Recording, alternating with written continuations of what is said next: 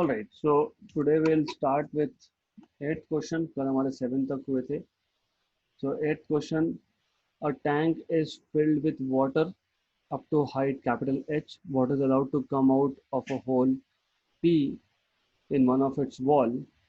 तो यहाँ पे एक होल है P. At a depth D below the surface of water. Express the horizontal distance. मतलब ये जो distance है x नीचे दिख रहा होगा, क्योंकि जब आप होल करोगे तो water will fall down at certain distance from this container, horizontal distance x. उसको आपको in terms of capital H and D express करना है. तो फर्स्ट ऑफ ऑल ये क्वेश्चन हाफ सॉल्व है. हमारा लास्ट क्वेश्चन में हमने एक टाइम का फॉर्मूला बनाया था, time taken for the water to reach the ground, to reach the bottom. ये हमने एक डिराइव किया था ऑलरेडी, तो यू शुड रिमेंबर दिस. नहीं भी याद होगा तो I will leave it as an exercise for you to find it out. थोड़ा एक्सरसाइज खुद को करना पड़ेगा आपको. So time taken by water to reach the bottom.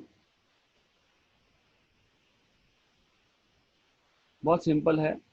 That is equal to under root of 2 times h minus D by G. Right, kinematics से equation से आता है, ये खुद कर लोगे आप. You have to solve it by yourself. और वेलोसिटी ऑफ इफ्लक्स, मतलब जो पानी बाहर निकल रहा है इसका वेलोसिटी आपको पता है. And velocity of efflux is given by Torricelli's law. Is हमको पता है v क्या होता है, under root of 2g d. 2g d आपको पता है, वेयर d इज डेप्थ. हमने जब ये थ्योरी में डिराइव किया था तो 2gh लिखा था, क्योंकि हमने डेप्थ को h लिया था वहां पे. यहाँ पे d है तो d है. राइट, हमको पता है ना हॉरिजॉन्टल डिस्टेंस कवर्ड मतलब क्या. Therefore horizontal distance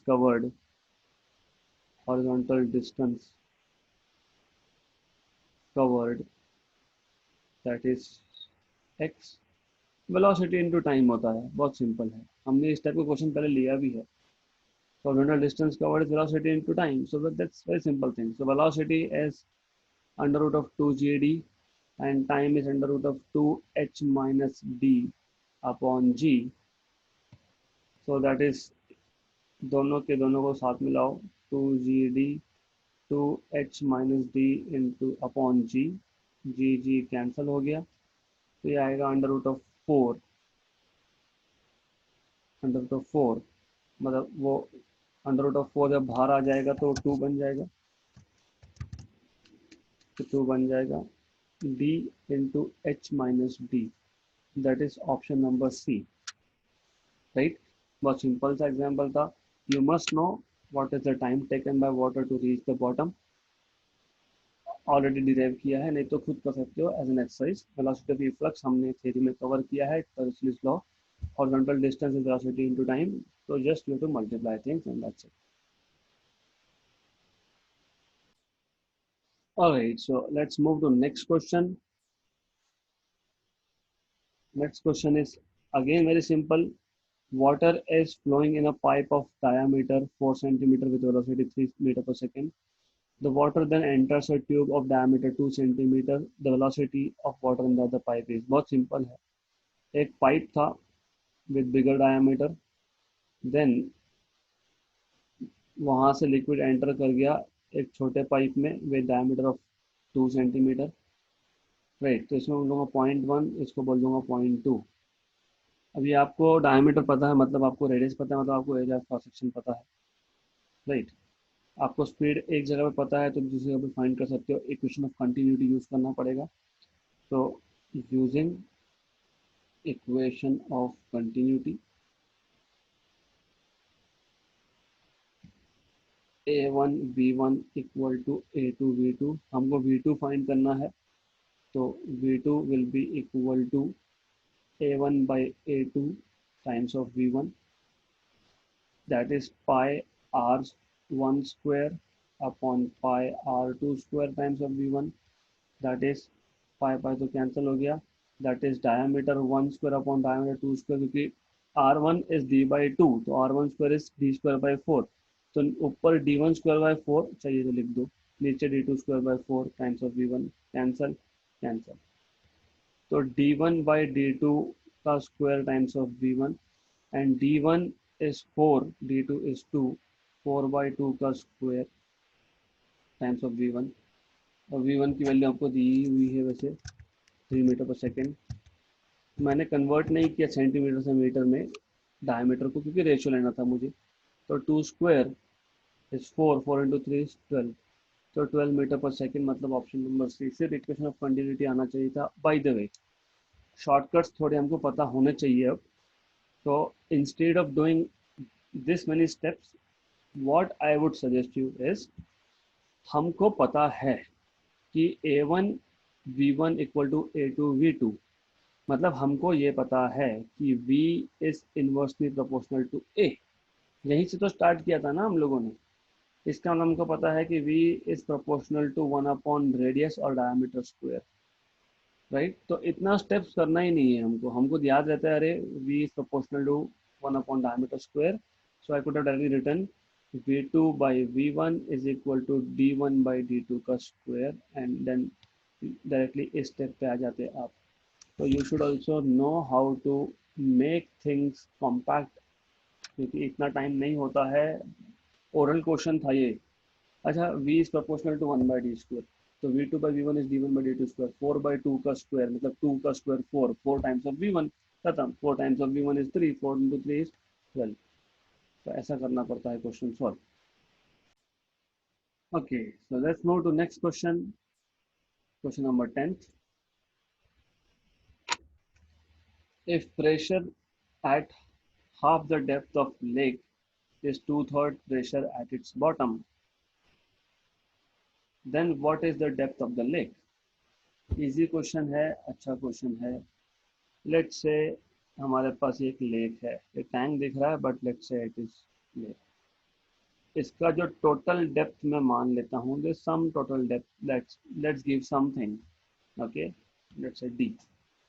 half depth पे जो प्रेशर है, बॉटम पे प्रेशर होगा P, हाफ डेप्थ पे मतलब D/2 पे जो प्रेशर है, that is let's say pressure at this point 2, this is point 1, pressure at point 2 is 2/3 compare two point 1, right, तो 2/3 टाइम्स ऑफ P1, ऐसा आपको बोला है और आपको डेप्थ पूछा है। क्वेश्चन इज प्रीटी सिंपल, हमको सबसे पहले पता होना चाहिए प्रेशर एट बॉटम क्या होता है। So pressure at bottom, that is P1, pressure at bottom P1 will be equal to, ये जो लिक्विड कॉलम होगा, राइट, इस लिक्विड कॉलम का जितना प्रेशर होगा वो प्लस लिक्विड के ऊपर जो एटमॉस्फेयर है वो, तो दैट विल बी एच रो जी, यहाँ पे डी रो जी क्योंकि डेप्थ मैंने डी लिया है, plus atmospheric pressure, right, this is what you know. अब हाफ डेप्थ पे, so pressure at half depth, half depth P2 is equal to कितना होगा, D/2 रो जी, क्योंकि D/2 लिक्विड कॉलम ऊपर होगा उसके, रो जी डेंसिटी ऑफ वाटर है ना, लिक्विड कॉलम कितना हाइट है वो देखते हैं हम लोग, उसके ऊपर atmosphere, equation 2, also given, given में हमने देखा कि क्या दिया है, P2 is equal to 2/3 times of P1, तो फ्रॉम 1, 2 एंड 3 सिर्फ हम लोग इक्वेशन 1 और 2 को 3 में सब्स्टिट्यूट कर देंगे, तो P2 मतलब D/2 rho G plus P0 equal to 2/3 P1 D rho G plus B0। देखो बहुत सारे केसेस में क्या होता है ना, बहुत सारे केसेस में ऐसा होता है कि स्टूडेंट्स क्या बोलते हैं कि अभी डेप्थ मतलब बॉटम पे अगर मैं देख रहा हूँ तो लिक्विड है, ऊपर एटमॉस्फेयर है, मैं हाफ डेप्थ पे देख रहा हूँ तो लिक्विड है और उसके ऊपर एटमॉस्फेयर है, तो एटमॉस्फेरिक प्रेशर कंसीडर ही नहीं करते हैं, दैट इज रॉन्ग। तो एटमॉस्फेरिक प्रेशर कंसिडर नहीं करो, क्योंकि उनको लगता है कैंसिल ही हो जाएगा ना ये। दैट इज रॉन्ग, क्योंकि 2/3 फैक्टर है यहाँ पे, तो ऐसा नहीं करना। You have to know this thing, ऐसा नहीं चलेगा। तो d/2 rho G plus P0 2/3 d rho G plus 2/3 P0. Now you have to simplify this and solve. Therefore, what you will get is d/2 rho g minus 2/3. 2/3 is 0.33, d/2 1/2 is 0.5. तो मैं proper subtraction कर रहा हूँ, right? So what I have done is just shifting here. 2/3 is, you should know, 2/3 is what? 1/3 is what? तो ये जो चीज़ें हैं ना, ये आपको पता होनी चाहिए कि किस टर्म को कहाँ ले जाना है, क्योंकि हमको नेगेटिव आंसर्स नहीं चाहिए। एनीवेज करोगे भी तो doesn't matter, it's up to you.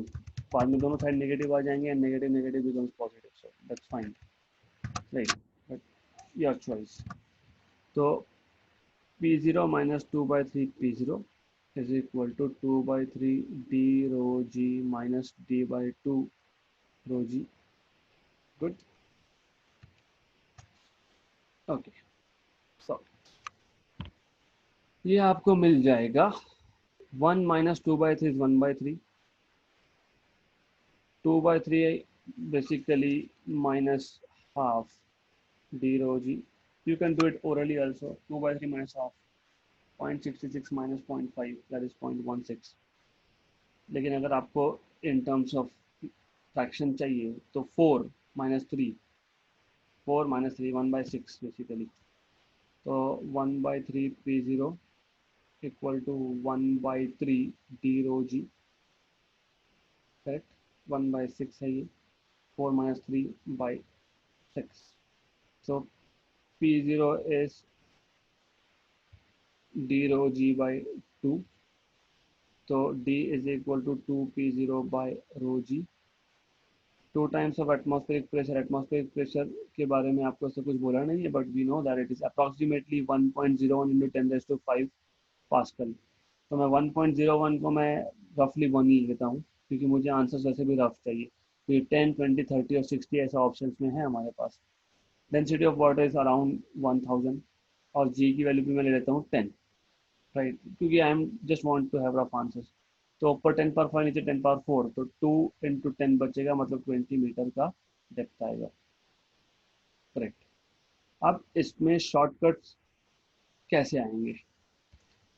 Shortcut सिर्फ इतना था, मैं ऑलरेडी क्वेश्चन पढ़ते पढ़ते लिख दिया P2 is 2/3 times of P1, right, but P2 मतलब डेप्थ, हाफ डेप्थ पे है, तो मुझे ये समझना चाहिए था कि अरे P2 will be d rho g by 2 plus atmospheric pressure 2/3, this will be d rho g plus atmospheric pressure, right? So when you were reading the question, only that time instead of writing equation 1, equation 2, 3, substitute करते जाओ and solve करते जाओ. That's the only thing you can do here. तो ये आपको पता होना चाहिए. So the depth of the lake is 20 meter. Okay, so let's go to next question now. A metallic block of density 5 gram per centimeter cube having dimensions 5 centimeter cross 5 centimeter cross 5 centimeter is waked in water. Its apparent weight will be. हम लोग normally जब wait की बात करते हैं तो हम लोग इन एयर की बात करते हैं, weight of you, weight of me, weight of some object in air. पर जब आप वाटर में मेजर कर रहे हो तो apparent weight, by the way, it is very simple thing. apparent weight is m into g, तो g तो आएगा ही, फिर मास भी आएगा, right, m into g, but mass is volume into density, right. पर डेंसिटी हम लोग नॉर्मली क्या करते हैं, एयर में मेजर करते हैं ना, हम लोग नॉर्मली एयर में मेजर करते हैं डेंसिटी, पर यहाँ पे वाटर में मेजर कर रहे हैं हम लोग weight. Normally weight is measured in air, but what we are doing is in water. तो हम लोग क्या करेंगे फिर, density of object minus density of water, ऐसा करेंगे अब। तो apparent weight is given by v, Rho stands for density of object, sigma stands for density of water, and G is acceleration due to gravity, right? So volume is length into breadth into height, but एक cube है तो length cube हो जाएगा सीधा सीधा, तो I don't have to write down length into breadth into height, so that will be L cube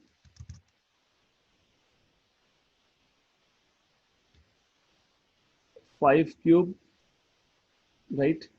5 cube. Otherwise ऐसा कर सकते हो by looking at the option, क्योंकि ऑप्शंस में कैलकुलेशंस करके नहीं दिए हैं, तो we can write down again in this form L B H rho minus sigma into जी, और जी की वैल्यू भी सब्स्टिट्यूट नहीं की है, तो 5 माइनस 1, क्योंकि रो of that metallic block is 5 and sigma that is for water is 1 into G. तो ये आएगा 5 into 5 into 5 into 4 G, right? So that is your answer. तो G की वैल्यू सब्स्टिट्यूट नहीं की है, तो look where it is, 5 into 5 into 5 into 4, option number D में है ये. Okay,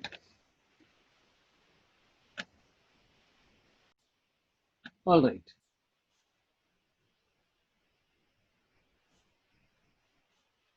so 12th 13th and 14th ये हमारे लास्ट सेट में हुए हैं, तो I am not repeating it. 15th, in making an alloy, पहली बात तो बताना चाहिए एलॉय क्या है आप लोगों को. और substance of specific gravity S1 and mass M1, अभी स्पेसिफिक ग्रेविटी का मतलब बताना चाहिए. is mixed with another substance of specific gravity S2 and mass M2, then the specific gravity of alloy. पहले बात तो alloy मतलब mixture of two or more metals. Specific gravity मतलब रिलेटिव डेंसिटी, ये पता होना चाहिए आप लोगों को. रिलेटिव डेंसिटी मतलब हम लोग normally density with respect to air measure करते हैं, as I told you in the last example. Weight भी हम लोग with respect to air measure करते हैं, but when you say specific gravity that is with respect to water, right? So specific gravity normally, if I am talking about this particular alloy, तो specific gravity मतलब relative density of alloy is equal to density of alloy divided by density of water. Okay, now we know what is density of alloy formula. तो specific gravity को मैं कुछ notation दे देता हूँ. Let us say rho, क्योंकि बार बार लिखना नहीं है मुझे, तो rho density of alloy मतलब मास अपॉन वॉल्यूम. डेंसिटी ऐसे ही करते हो ना, मास पर यूनिट वॉल्यूम, तो mass of alloy upon volume of alloy multiplied by density of water, तो ऑलरेडी था ही वहां पे, तो मैंने सिर्फ डेंसिटी ऑफ अलॉय के लिए मास अपॉन वॉल्यूम लिखा है, that's it, right? So what is mass of alloy? Mixture का कैसे निकालते हो, इसलिए कल का जो लेक्चर मैंने आपको दिया था वो देखना ज़रूरी था. तो mass is total mass M1 plus M2, है ना? दो सब्सटेंस को मिक्स कर रहा हूँ, पहले का मास M1, दूसरे का M2. Volume is mass upon density, तो mass of first density of first plus mass of second density of second. तो अगर कल का लेक्चर अगर आपने देखा होता तो ये स्टेप यहाँ से निकल जाता, क्योंकि डायरेक्टली मुझे पता होता density of mixture of to substances is M1 plus M2 upon M1 upon rho 1 plus M2 upon rho 2, ये पहले ही पता होता हमको. Density of water multiplied by this. All right, good, simple. तो नेक्स्ट स्टेप में हम लोग क्या करेंगे, M1 plus M2 upon rho W को, रो वाटर को मल्टीप्लाई कर देंगे, तो M1 rho W upon rho 1 plus M2 rho W upon rho 2, that is M1 plus M2 upon M1 rho 1 upon rho W. सिर्फ मैंने रो W को नीचे लेके गया हूँ मैं, तो numerator is nothing but denominator of denominator. Simple adjustments I am doing and nothing else. I am doing nothing else except for simple adjustments. So rho 2 by rho W, right? So next step, M1 plus M2 upon M1 upon, this is specific density of first, which is S1. है ना, density with respect to water is specific density, plus M2 upon specific density of 2, right? Good. हो गया. This is what we were expecting. Option number C, M1 plus M2 upon M1 upon S1 plus M2 upon S2. तो सिर्फ specific gravity क्या होता है वो पता होना चाहिए. फिर डेंसिटी ऑफ मिक्सचर कैसे निकालते हैं वो पता होना चाहिए. Density is mass of alloy upon volume of alloy. तो mass of alloy is M1 plus M2 क्योंकि टोटल दो सब्सटेंस को मिक्स किया है.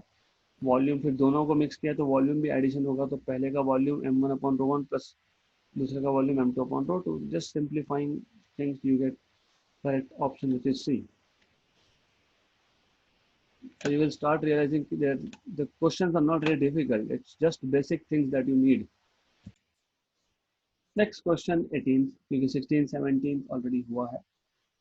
A capillary tube is attached horizontally to a constant head arrangement. If the radius of the capillary tube is increased by 10%, then the rate of flow of liquid will change by. देखो, even if you have not understood question, doesn't matter. Rate of change of, rate of flow of liquid. Rate of flow of liquid, ये आपको याद होगा. Rate of flow of liquid हमने एक question में लिया था, दैट इज दिस. मैंने बताया था कि नोटेशन गलत है. That is actually volume per unit time. इसको मैं कैपिटल वी से डिनोट कर रहा हूँ. Rate of flow, how much volume of liquid is flowing per unit time. तो डी बाई डी टी होता है वो. इसका फॉर्मूला भी मैंने लिया था P pi R raise to 4 8 something was here, I think eta L something, eta L. L was length of the tube, जिस tube से वो liquid flow होगा. eta is viscosity of the liquid. R is radius of the tube. P was pressure exerted by the liquid, so on and so forth. Correct. Capillary tube is attached horizontally to a constant head arrangement. Radius of the capillary tube is increased by 10%. Right. Change क्या कर रहे हैं? Radius. क्या हम pressure change कर रहे हैं? नहीं. क्या हम एटा चेंज कर रहे हैं, लिक्विड चेंज कर रहे हैं? नहीं. क्या हम लोग लेंथ चेंज कर रहे हैं? नहीं. पाई और एट तो वैसे भी कांस्टेंट है, मतलब v is proportional to, that is rate of flow of liquid is proportional to r raise to 4. Correct. तो you can find out, you like v2 by v1 will be equal to r2 by r1 raise to 4. जैसे मैंने बताया 10% से change होना मतलब क्या. So R2 is equal to R1 plus 10% of R1, that is 0.1 R1 basically. 10% change हुआ. So that becomes 1.1 times of R1. तो आपको R2 by R1 मिल गया ना. तो R2 by R1 आपको मिल गया, that is 1.1. So V2 by V1 is 1.1 raised to 4. अभी 1.1 raise to 4 अगर नहीं पता होगा, डजंट मैटर, 11/10 लिख के वो कर लेना. राइट. 11/10 क्योंकि 11 का स्क्वायर 121 और उस रेज टू 4 है, मतलब 11 का स्क्वायर 2 बार. 121 मल्टीप्लाइड बाय 121, ऐसा सब एडजस्टमेंट आप करोगे divided by 10 to the power 4. Anyways finally you will get is 14641 क्योंकि 121 का स्क्वायर 14641 आता है. 12 का square, yes 14641, that is correct. तो ये आएगा. राइट. करेक्ट. हमको क्या पूछा है? हमको पूछा है rate of flow of liquid will change bye, मतलब फ्रैक्शनल एरर निकाल लो, फ्रैक्शनल चेंज निकाल लो, एरर नहीं, मल्टीप्लाई बाय 100 कर लो. क्वेश्चन समझना जरूरी है. आपको परसेंटेज इंक्रीज इन रेडियस दिया था, आपको percentage change in the flow rate पूछा है. मतलब delta V by V into 100 पूछा है. Delta V is V2 minus V1 upon V1. That is what you should know into 100. Like normally books क्या करेंगे, V2 is equal to 1.4 this times of V1, फिर substitute करेंगे. करो मत करो doesn't matter, because I don't like to make things complicated really. Why I'm saying not, because simple है ना. इसको मैं ऐसा लिख सकता हूँ ना, V2 by V1 minus V1 by V1, that is 1 multiplied by 100. तो फिर जरूरत क्या है इतना सब करने की. तो this is 1.4641 minus 1 multiplied by 100. तो ये आएगा 0.4641 multiplied by 100. That is 46.41% is the change. There is like plus 46% दिया है, ऑप्शन नंबर बी. फॉर्मूला पता होना चाहिए. ये समझना चाहिए था कि flow rate, rate of flow of liquid, ये हमने लास्ट क्वेश्चन में भी देखा है. P pi r raised to 4 upon 8 eta L, that is rate of flow of liquid is proportional to radius raised to 4, and then it is just simplification. That's it.